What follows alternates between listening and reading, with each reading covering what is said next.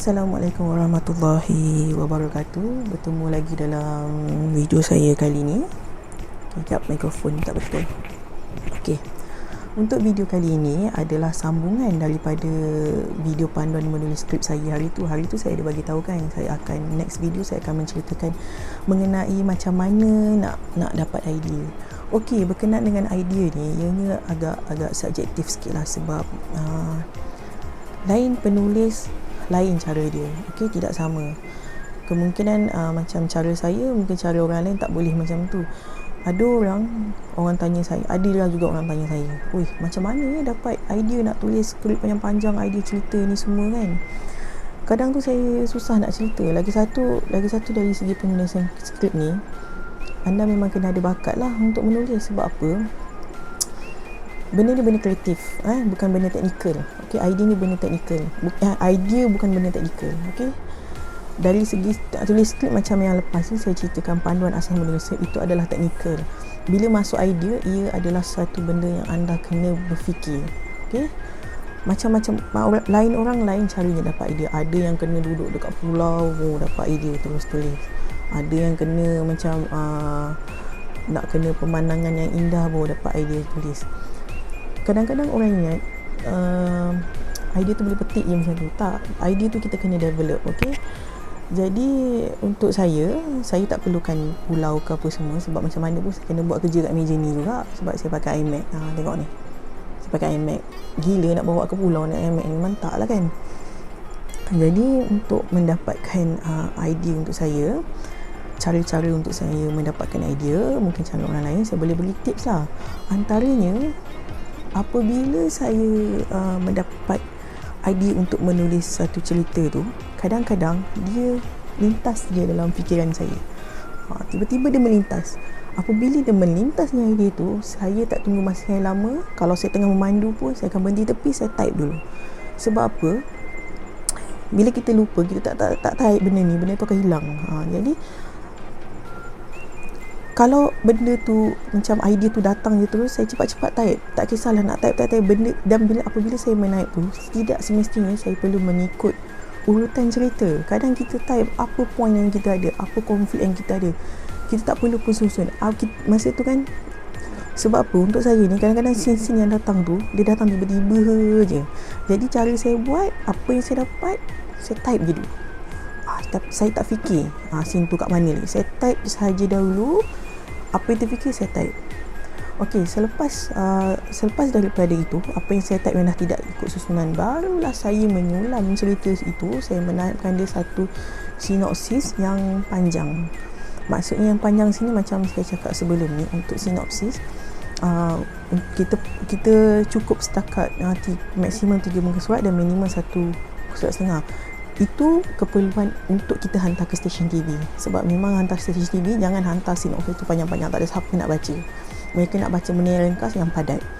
Jadi sebelum saya nak jadikan 3 muka surat dulu sinopsis idea cerita saya akan type saja sinopsis tu.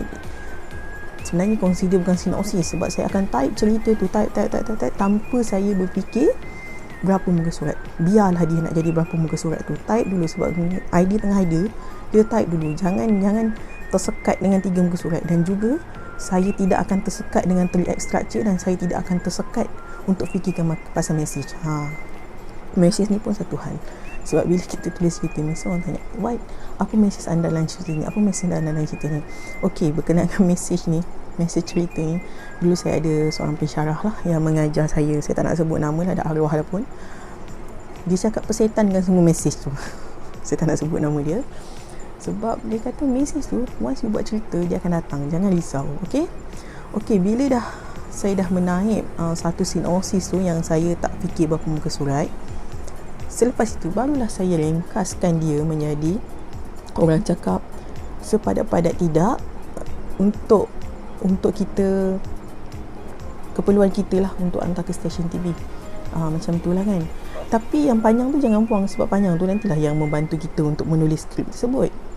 Okey, itu antara cara saya lah, macam mana daripada idea, saya dapatkan idea itu untuk dijadikan satu sinopsis. Mungkin ada jenis writer lain dia terus je dapat idea satu cerita, dia terus type. Ada juga itu, kebanyakan ada lah. Tapi macam saya pun kadang-kadang saya dapat juga macam tu, dapat satu cerita saya terus type saya terus type jadikan satu sinopsis. Ada masa dia macam tu, ada masa dia takkan jadi macam tu. Okey, bagaimana kita nak mengkembangkan satu idea cerita tu? Okey, ini saya boleh bagi cadangan lah. Cadangan ni berdasarkan orang cakap pandangan beberapa penulis yang saya kenal. Antara cara untuk mengembangkan cerita ni, anda cuba merekakan dulu biografi watak. Biografi watak ni maksudnya watak-watak pelakon yang ada dalam cerita anda tersebut.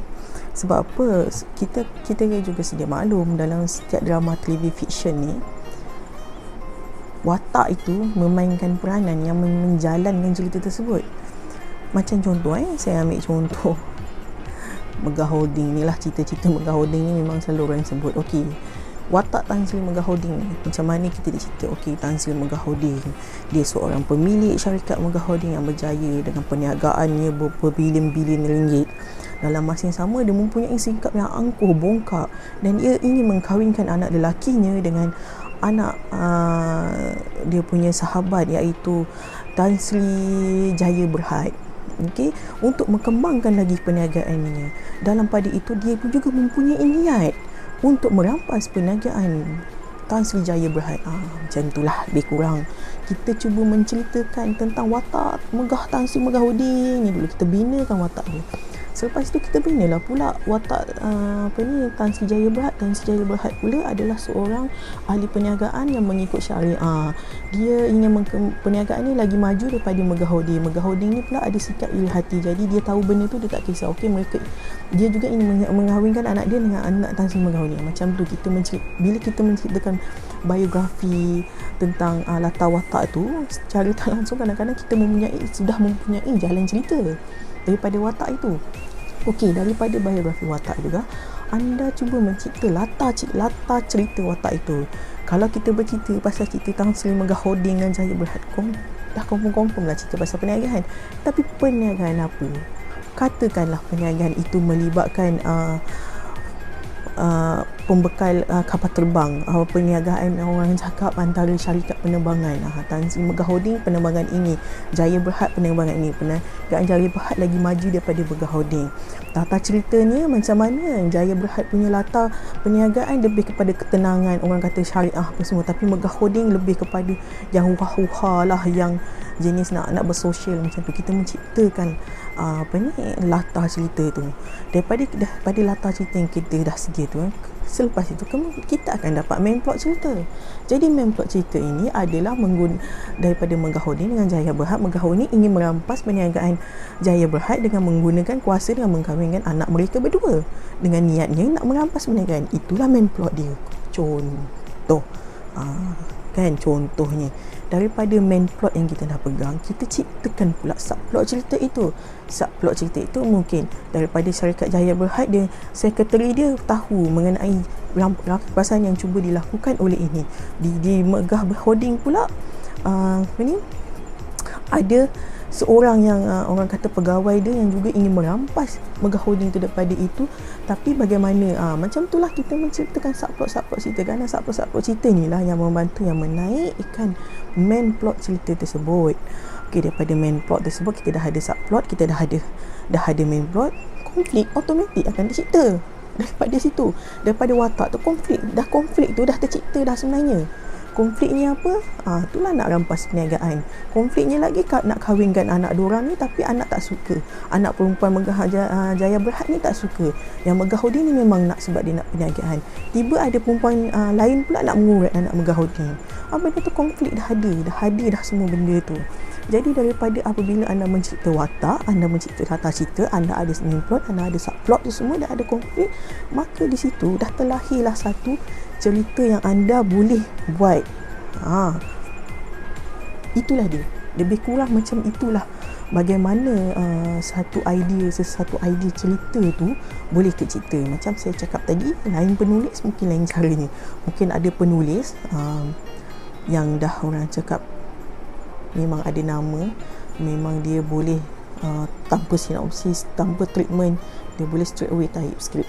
Okay, saya cuba juga buat macam tu daripada ni. Saya tak ada treatment, tak ada, saya ada cerita dalam kepala otak je, saya cuba terus type skrip. No, tak jadi untuk saya.